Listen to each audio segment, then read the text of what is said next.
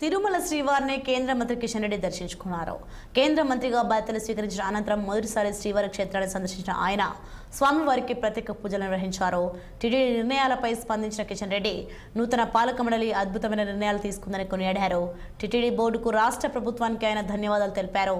ప్రముఖ దేవస్థానాల్లో అన్య మతస్థులు ఉండడం వల్ల అనేక ఇబ్బందులు వస్తున్నాయన్న కేంద్ర మంత్రి అన్య మతస్థులను ప్రభుత్వ రంగంలో బదిలీ చేయాలనే నిర్ణయం శుభదాయకమన్నారు. హిందూ దేవాలయాల్లో హిందువులే విధులు నిర్వహించాలని, అన్య మతస్థులు ఉండడం వల్ల అభిప్రాయ భేదాలు వస్తున్నాయని తెలిపారు. తిరుమలలో రాజకీయ ఉపన్యాసాలు, ప్రసంగాలను నిషేధించడం శుభపరిణామమన్నారు. రాజకీయపరమైన కార్యక్రమాలు చేపడితే శిక్ష విధించేలా పాలక మండలి చర్యలు తీసుకోవాలని కిషన్ రెడ్డి సూచించారు. నిబంధనలు తుంగలో తొక్కిన వారిపై ప్రివిలేజ్ దర్శన విషయంలో కఠినంగా వ్యవహరించాలని పేర్కొన్నారు.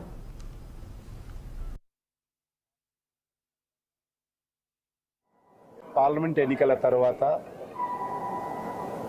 కేంద్ర మంత్రిగా నరేంద్ర మోడీ గారి ప్రభుత్వంలో బాధ్యతలు చేపట్టిన తర్వాత మొదటిసారి స్వామివారి ఆశీస్సుల కోసం రావడం జరిగింది. చాలా సంతోషం.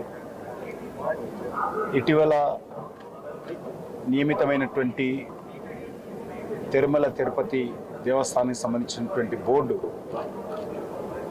మొదటి సమావేశంలో కొన్ని సానుకూలమైనటువంటి అద్భుతమైనటువంటి నిర్ణయాలు తీసుకోవడం జరిగింది.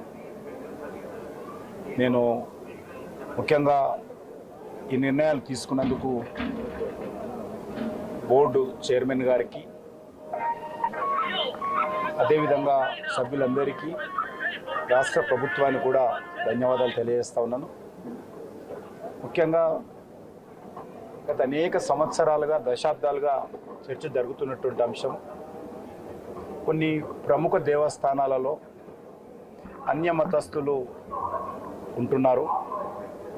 కారణంగా కొన్ని అక్కడక్కడ ఇబ్బందులు వస్తున్నటువంటి విషయం మనం స్వయంగా చూశాము.